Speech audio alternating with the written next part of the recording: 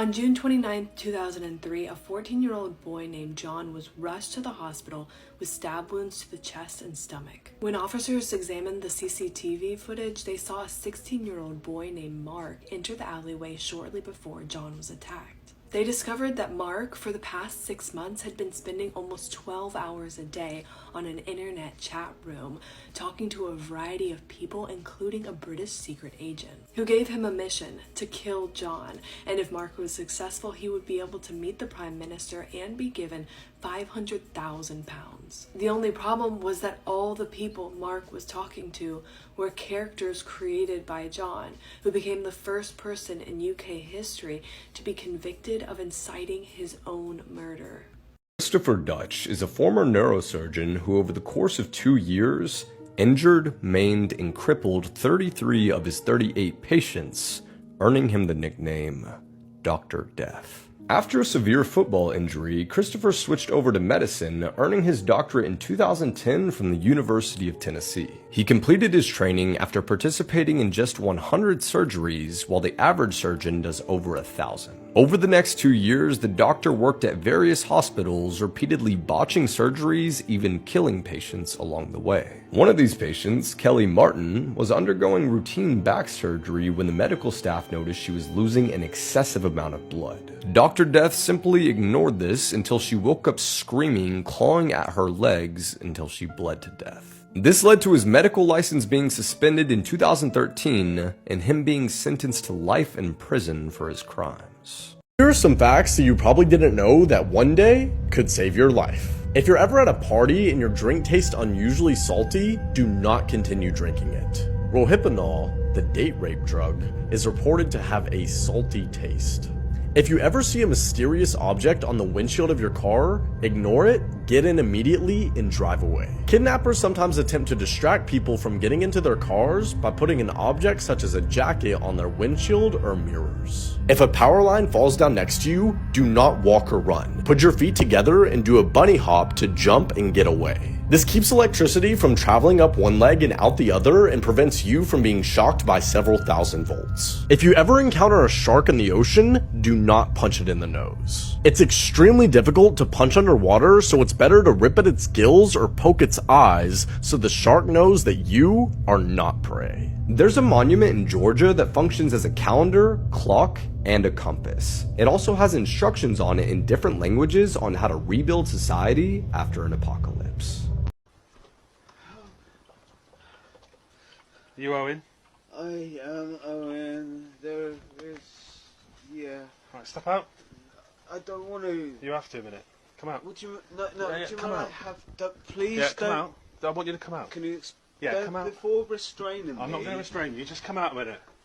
Alright? Just stand here a minute. Right, what's happened? She's done herself then. Right. Striking herself 3, 5, Where is 9, she at the minute? I had to put her in my bed. You had to what? Put her on the bed?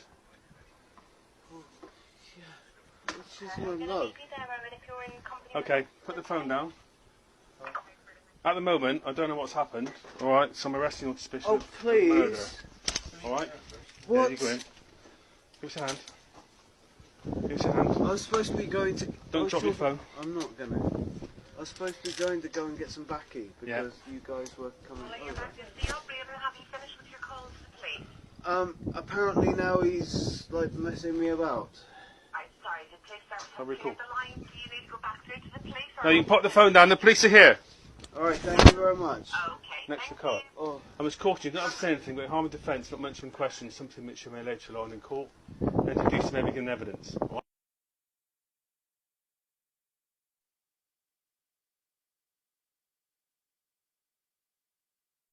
This American Ninja Warrior champion is a pedophile, and NBC actually had to edit him out of the season because of how bad the charges against him were. Drew Drechsel first appeared on the show American Ninja Warrior in its 3rd season, but it took him until season 11 to finally clinch the title of American Ninja Warrior, the champion. But it didn't take long for Drew to reveal who he really was, and by the next season he had to be edited completely out because of his crimes. So in 2020, he was officially charged and arrested with a number of crimes, but this had been after a long FBI investigation into him. Apparently, Drew had planned on traveling to New Jersey to assault a minor. He had enticed and coerced a minor to travel to Connecticut to see him and engage in sexual behavior. And he also groomed a girl online and got her to send him CP images that he could enjoy himself in the privacy of his home. All these charges, though, were tied to the same victim, an underage girl who had met Drew at an event in 2014. Apparently, at this event, there were other American Ninja Warrior stars. He met this minor, he got their phone number, and they began texting. In these text messages, though, they quickly turned dark, and eventually they took on an inappropriate tone. Now, Drew eventually invited this girl to come visit his gym that he was opening called Ninja Gym, and they planned on engaging in sexual activities inside of his gym. And according to these messages, the girl then visited Drew at his gym, and he assaulted her behind a warped wall inside of his gymnasium. When confronted about this by the victim's mom, Drew claimed that he just didn't know her age, and their relationship continued for years. Apparently, they kept on meeting up. Drew kept assaulting her in person, and he forced her to send him explicit videos and photos over Skype and on text. Now, this story doesn't really have a full ending yet, because just in June of this year, June 2023, he pled guilty to 2 of the charges. They're going to sentence him soon, but what a massive fall from grace to be one of the only 2 champions in American Ninja Warrior history, and to be then reduced to a pedophile who repeatedly assaulted a minor for years on end. I was a trusted nurse, but my patients kept dying. My name is Jane Toppin, and I was a serial killer. It was the late 19th century in Massachusetts. I was an orphan, adopted by the Toppin family, but never felt loved. I sought solace in nursing, a profession where I could care for others and feel needed. But soon, I discovered a dark fascination. I started experimenting with my patients, altering their prescribed medications, observing their reactions. It was a perverse thrill, a power over life and death. One by one, my patients started dying. The elderly, the weak, even the robust and healthy. I was always there, holding their hands, watching the life drain from their eyes. I was dubbed the angel of death, but I was far from an angel. I poisoned my landlords, my foster sister, even a close friend. I reveled in the control, the ability to decide who lived and who died. In 1901, the Davis family, whom I had been caring for, started dying mysteriously. The local authorities grew suspicious. They exhumed the bodies and found lethal doses of atropine and morphine.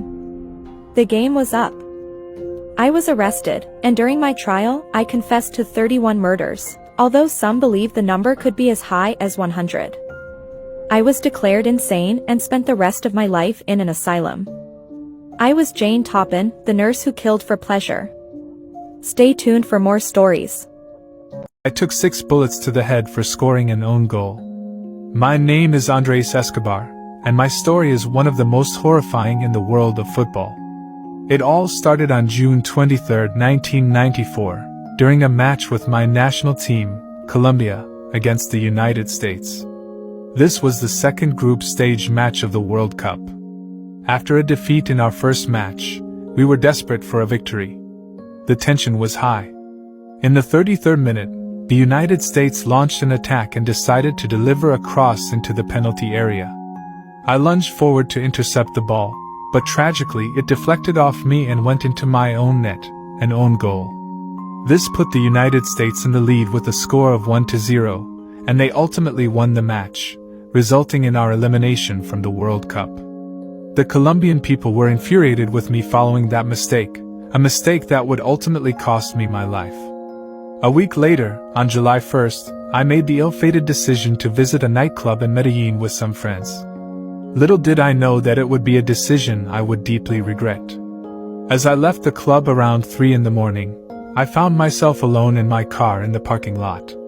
It was already too late at that moment. Out of nowhere, an armed commando consisting of 3 men suddenly appeared and mercilessly showered me with bullets.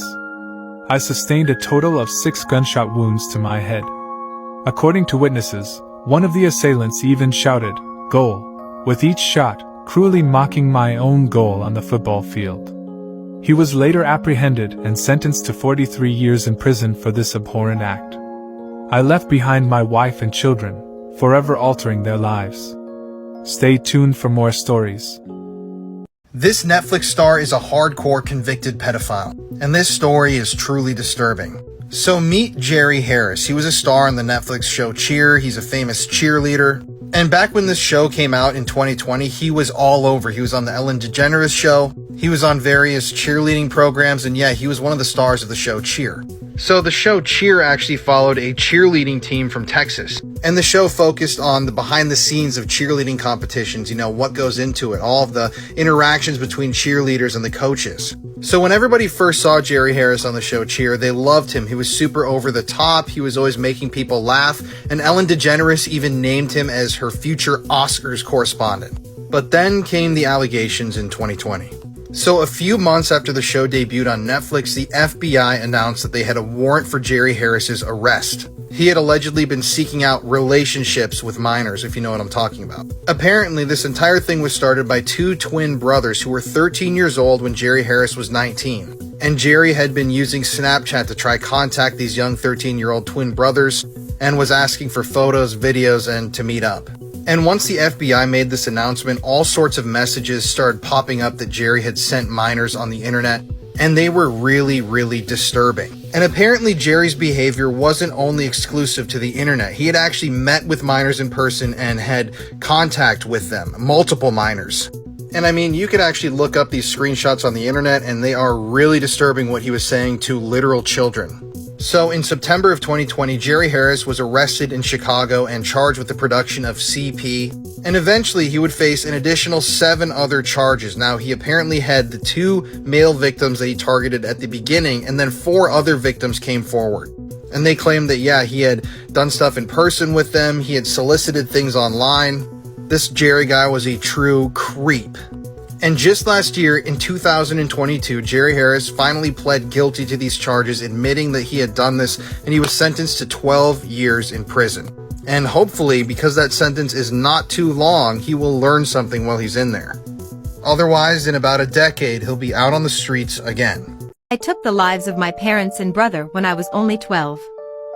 I'm Jasmine Richardson, and I'm about to share a chilling tale that will leave you speechless.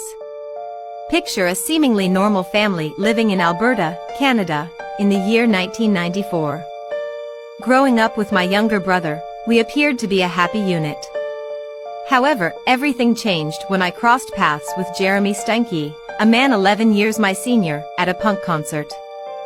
Jeremy's troubled background was marked by an alcoholic mother, an abusive father, and a belief that he was a 300-year-old werewolf.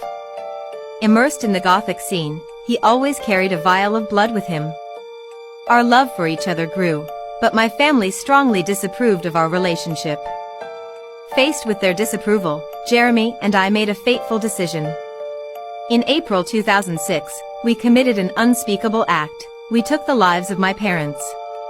While Jeremy was responsible for their deaths, I tragically ended the life of my own brother. The scene of our crime was left drenched in blood as we fled from the horror we had unleashed. The following day, a friend peered through our home window and discovered a lifeless body, prompting a frantic call to the police. Initially, there was speculation that I might be a victim too, but it didn't take long for authorities to realize I was a prime suspect. Later that day, we were apprehended in a town approximately 130 kilometers away. Due to my youth, I was sentenced to 10 years in jail, while Jeremy received a life sentence, equivalent to 25 years in Canada. In 2016, I was released from prison and now reside in an undisclosed location under a new identity. During my time behind bars, I exchanged letters with Jeremy, devoid of any remorse for our heinous actions. Instead, I shockingly expressed a desire to marry him. When questioned by a police officer about why I killed my brother, my callous response was simply that I didn't want him to grow up without parents. This island has one of the most disturbing histories in America, and no one really knows the full truth behind it. So like I said before, this island was owned by multi-millionaire Francis Sheldon, pictured right here. And Francis and a number of other local men from Michigan, including this guy, Gerald S. Richards, ran a boys' camp on the island. They would fly kids to the island on this airstrip, kids from the YMCA and other schools and communities in the area.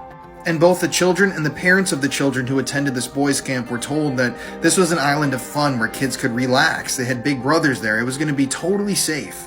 And this camp ran on this island for a period of years. Then one day, some of the kids who attended the camp began to tell their parents that the counselors or the teachers, the adults that were there on the island, had behaved with them in very, very inappropriate ways. They began telling their friends and parents that they were taken into these cabins pictured here on the island. They were assaulted, they were told to remove all of their clothing, and that there were cameras all over the place. Well, it turns out that this guy, the multi-millionaire with political and business connections in the area, Francis Sheldon, was running a massive CP ring. And they had been abusing the children on this island under the guise of bringing them to a boys' camp for years, recording all of it, selling it across the world. And some of the more affluent clients of their business were even allowed to take trips to the island themselves to see some of these young boys. Now, this story bears an obvious resemblance to the story of Jeffrey Epstein, but there are some very, very strange things that are happening here that nobody knows about, and the government still refuses to talk about to this day. So let's talk about this guy, Gerald S. Richards. He was a gym teacher at a local Catholic school who went down for the crimes, and he was heavily involved with every aspect of this business, if you know what I mean. Well, it seems like through his political and business connections, Francis Sheldon was actually tipped off that he was about to be arrested and raided and charged with these horrific crimes. So Francis, before he could be brought to justice for these crimes, he actually fled the country in a personal plane. He then moved to France, got remarried, and died in Amsterdam, and never had to pay for any of the crimes that were committed here. But it's when we start talking about the murders that this story really starts to blow my mind. So take a good look at this guy, Chris Bush. This is Christopher Bush's father, Harold Lee Bush. Now, he was an executive with General Motors, and the family was obviously extremely wealthy. They were politically connected, and they were very connected to every business in the area. These guys had a lot of power. But back to Christopher Bush. This guy had assaulted a number of children. He'd been let out of prison, let out of jail in a very, very suspicious way multiple times, put on bail for serious offenses. And he was an alleged associate of the crime ring that was happening on North Fox Island. Meaning that, like I said earlier, he was one of those people who could afford to actually fly out to the island to do things himself. I'm out of time. Follow for part 3. This is where it gets juicy. In fact, it was the same day she called her mom at home in a panic. Mommy, they came to my freaking school. They came to your school? The letter was written on Stacy's computer account, and she was the only one home at the time. I'd never seen anything like it before in my life. It's got detail about the death of David Castor. It's got detail about why Ashley tried to take her own life. Whoever wrote that note killed Mike Wallace and killed David Castor. It wasn't a note, it was a confession. And it was Stacy Castor that confessed in that note. Furthermore, a friend of Stacy admits she helped falsify David Castor's will after his death to make Stacy the sole beneficiary, evidence that comes as a relief to his son, David Castor Jr. It made me feel a lot better, like that he remembered good times, not just the bad time. When the defense attorney put Stacy on the stand, it comes as a surprise, but prosecutor Fitzpatrick is ready. Did Ashley poison him? I did not poison him. When did Ashley poison him? I can't answer that question. Through all of this, Stacy Castor is showing no emotion. And then, prosecutor Fitzpatrick explodes. My God! You lost 2 husbands to poisoning! Your daughter has just learned that her father was dug out of his grave! Stacy Castor remains cool, calm, collected. The case is now in the hands of the jury in the Stacy Castor murder trial. It's now up to them to determine if they've seen enough evidence. When the trial is over, it takes 4 emotional days for the verdict to come in. Ashley was standing in the hallway and someone had said we had a verdict and she just dropped to her knees on the ground. The people of the state of New York versus Stacy R. Castor, the jury's reached a verdict. As to count number 1, murder in the second degree, what is the verdict? Guilty. On count 2, attempted murder in the second degree, what's the verdict? Guilty. Stacy Castor is found guilty on all counts. She was sentenced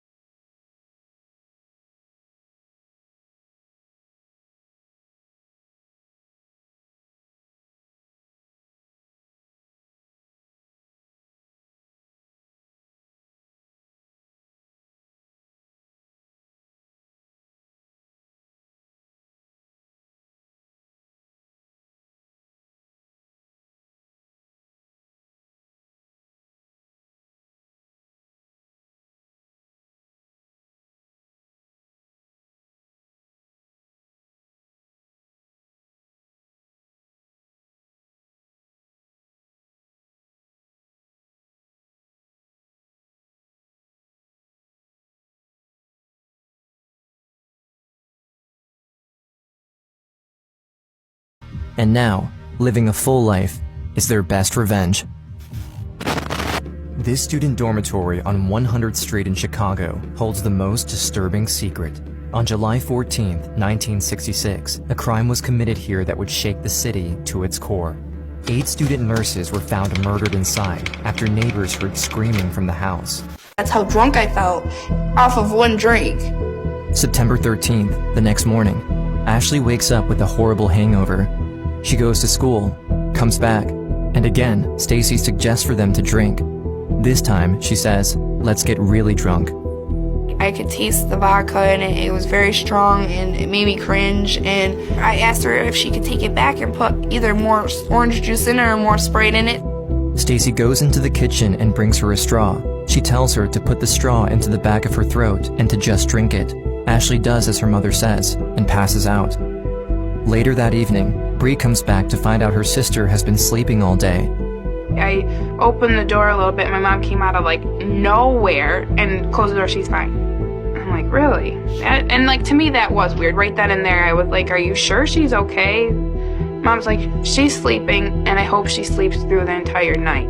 The next morning, Bree hears a strange noise coming from Ashley's room. She was making that noise when she was breathing out, and her eyes were all glassed over and she had thrown up, and I called her name and she didn't answer me, and I shook her and she didn't wake up. Even though she wasn't like responding to anything, she looked scared. Did you think that you were losing her? I did. If it weren't for her sister Bree, Ashley would have died in her bed 10 minutes later. When Ashley wakes up in the hospital, both her and her sister Bree come face to face with a shocking new reality. Their mother just attempted to kill Ashley. When I woke up and saw that police officer standing there, I absolutely knew that I didn't do it. And she was the only one there, so it had to have been her. Upon hearing Ashley's story, District Attorney Fitzpatrick gives the order to immediately put Stacy Castor under arrest. We made the conscious decision to arrest her right there on the property of the hospital. But a Liverpool woman tonight is charged with killing her husband, and investigators say it appears this is not the first time. What shocked the community was the idea that a mother would attempt to murder her own daughter to save her own skin, to blame her for the murders of her 2 husbands. What could be more basic than a mother's love for her child? January 13th, 2009, Stacy Castor's trial begins. 1 year after her mother tried to kill her and frame her for murder, Ashley shows up in court. The prosecutor is District Attorney William Fitzpatrick. He's been preparing Ashley for this moment, but she's faced with an incredible challenge. Come face to face with her mother in court, the woman she trusted all her life, and who betrayed her. There were other parts of me that are still the little kid and were afraid of that mom look she was gonna give me, like, I am so disappointed in you that you're up there testifying against me. The worst part is, Stacy Castor's only defense is to convince the jury that Ashley killed both her fathers. All Stacy needs is reasonable doubt from one jury, and she walks free. Fitzpatrick makes the bold move of calling Ashley to the witness stand as the first witness. I want to ask you about the day your dad died. I saw him take and lift his arm up, and then he made a breath, and then he didn't move again after that. So I thought he was just sleeping. As Ashley tells her story, she's visibly upset. I wanted to be sitting right next to her and holding her hand and helping her, and she shouldn't have had to go through that alone. As the hour passes, Fitzpatrick then leads her to talk about the night her mother tried to poison her. She came home and she was like, let's get drunk. Let's get just totally drunk. Now, Ashley, I want you to explain to the jury, if the cup tasted bad and you didn't enjoy it, why would you drink it? Because I trusted her. What's the next thing you remember? Waking up in the hospital with a detective asking me what I did.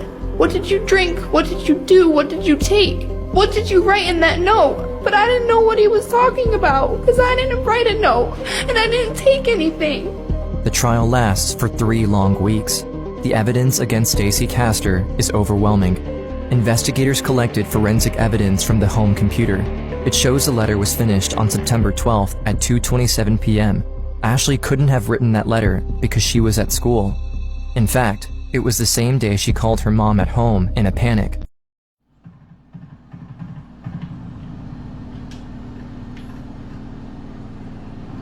Mom, can you just pass my drink that's on the table, please? Thanks.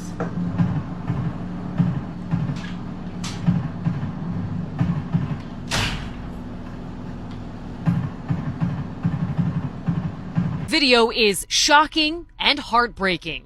We're told this is Patricia Ripley walking with her 9-year-old son Alejandro on the bank of a canal in West Kendall. She's stroking his hair, looking around, and in a single move, shoving him into the water. He says Ripley returns with a bystander, and with another man, they pull Alejandro from the water. Here you can see they dry him off. Neighbors say mom and son then leave. Kind of stripped him down, dried him off, and she just walked that way. The older couple went into the first hallway. Police say this was Ripley's first attempt to kill her son, who was autistic and could not speak. About an hour later, they say she led him to another body of water at the Miccosukee Golf and Country Club. His lifeless body would be found the next day. All right? Don't sit here and lie to me anymore. The lie stops now. Do you understand? Do you understand me?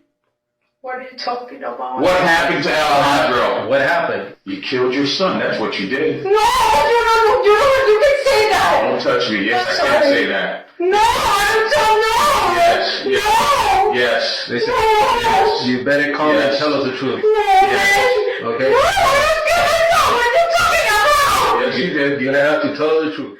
3 months into dating Thomas, signs started showing that Ellie was becoming frustrated with their relationship. She grew tired of having to see him every day, and never having any time for herself. He wanted to be around her 24/7, and would get grumpy if she wanted to spend any time with her friends. Ellie also wanted to focus on her A-levels, but found it hard to balance her life with the unrealistic expectations Thomas placed on her. She realized that she wasn't ready for a serious relationship, yet Thomas was already starting to talk about marriage. In the beginning of May 2019, Ellie told her mom that she was going to break up with Thomas. Not exactly shocked by the news, her mom asked her if anything happened and if she wanted to talk. Ellie assured her mom that nothing happened and that she just wanted to be single, so she told her mom not to worry and that she had everything under control. Ellie then went to her room and broke up with Thomas via text message. During the text conversations, Thomas kept denying the breakup, telling Ellie that he loved her and that they belonged together. But Ellie had made up her mind and stood firm in her decision. That evening, she asked her parents if she could stay home the following morning because she didn't have any classes scheduled until the afternoon. She thought that she could use the time to revise for her upcoming exams before heading to school in the afternoon to attend history class. Her parents agreed, and Ellie arranged with one of her closest friends to pick her up the following morning at 11 a.m. so that they could journey to school together. Then continued to examine the CCTV footage, hoping to find any other clues which may help solve the case. At around 12:30 p.m., they spot Tiara in the hallway interacting with Kelton, Bresh, and Fox. At first, their conversation seems to be playful, before Kelton grabs what appears to be Tiara's cell phone, before taking off. Tiara then jumps up and runs after Kelton, following him out of the school property and towards the abandoned house about 2 miles away.